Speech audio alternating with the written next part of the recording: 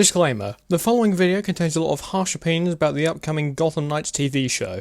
This video was made to express my own opinion, and I mean no disrespect to any of the actors and talented writers currently working on it.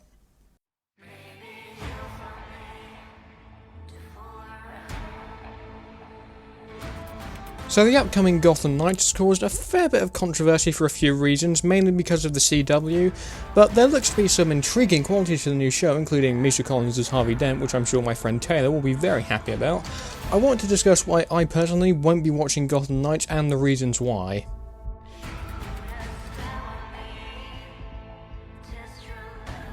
So for those who don't know, Gotham Knights is an upcoming superhero show airing on the CW, which follows Bruce Wayne's adopted son Turner Hayes, not Dick Grayson, in the aftermath of Bruce's death, which in very similar circumstances to how his parents died, sends Gotham into hell and causes a power struggle between whatever there is of the Rogues Gallery. And in an effort to find who really killed Bruce, Turner teams up with Stephanie Brown, Joker's daughter, Carrie Kelly, along with sibling duo Cullen and Harper to solve the case and also protect Gotham.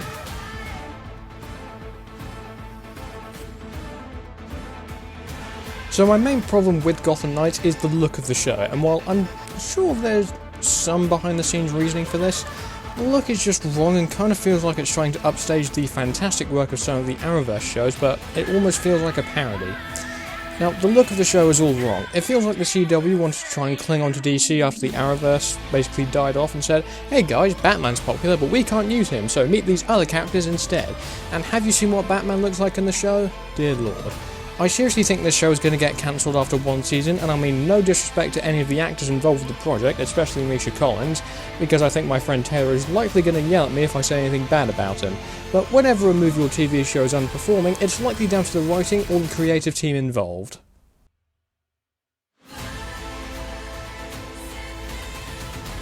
So, this show, as mentioned, will be following the adopted son of Bruce Wayne, Turner Hayes, and not Dick Grayson for some reason, who to the best of my knowledge is an original character written for the show. Now, I'm sure there is actually some licensing issues with characters and whatnot, but it would have made more sense if the main character was instead Damian Wayne as opposed to Turner Hayes, which would have made more sense in the logical terms of the story. The show also includes Stephanie Brown, who in the comics is one of the many characters to take on the role of Batgirl. And I don't have a problem with that, because at least we have a few comic characters present in this. We also for some reason have Carrie Kelly from The Dark Knight Returns, and her placement just feels odd to me. And while I have nothing against her showing up, I think Carrie feels out of place here because she fits more into the Dark Knight Returns side of things with an older Batman as opposed to Bruce dying in what can only be assumed as in the middle stage of his career. Other characters such as Harper and Cullen Rowe, to the best of my knowledge, are like Turner Hayes, original characters for the show, and here's the reason why I think that.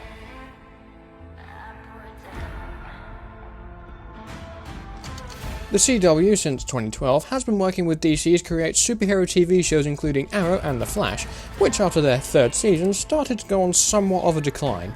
Arrow, for example, enjoyed 3 brilliant seasons, each one having great characters and story. Once season 4 started, however, that's when the cracks began to show.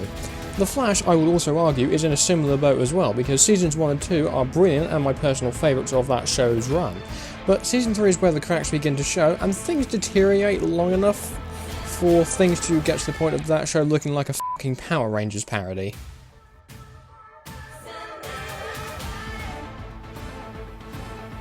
Now this is one of the major reasons I'm not going to watch the show, source material, because the CW just seems to be outright disrespecting it.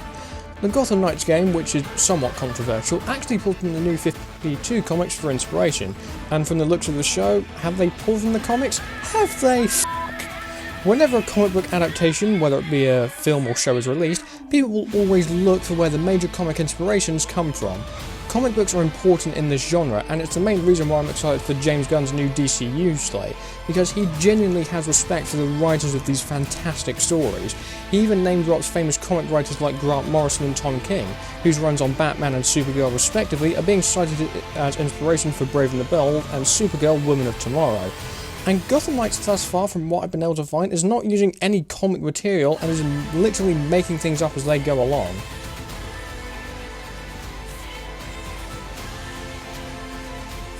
Now, when a TV show does get cancelled, it's devastating, especially for the writers and creators of the respective shows, and it's why I feel sorry for a lot of the people behind Arrow and The Flash, because they've left lasting legacies on the superhero world. Because the thing that worries me is some of the early reactions which call out the bad writing and bad acting. Now, in this case, people might rush to defend the writers because their project has been tragically cut short. But there are many reasons that a show like this could get cancelled, and here are the ones I've looked into. Firstly, the show might not be financially viable to continue, as it may have used a lot of money to start production, with the studio seeing very little return on profits. The second reason being maybe a few episodes in, the studio producing the series might see that the ratings aren't as high as many of their other programs and decide to trim the fat, as it were, and cut the programs that aren't doing as well as others. And the last one I've been able to find is several problems might occur during early stages of production and the plug is pulled early on, although in the case of Gotham Knights I don't think that will really work here. So to sum things up with some closing thoughts, I won't be tuning into Gotham Knights because while it seems there are some very interesting ideas presented to the audience, I do have very little faith that this series will do well, and I would bet a lot of money this show will not get a second season.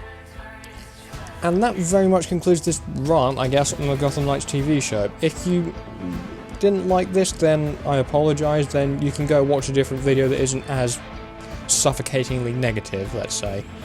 But yeah, thanks for tuning in if you did, and yeah, don't forget to like and subscribe, and if you do have some time on your hands, I would really appreciate if you checked out my podcast The Movie Geeks with my friends Brandon Prime and Mythical Taylor. We're currently trying to get a new episode recorded soon, so stay tuned for that. Thanks for watching, and I will hopefully see you all soon.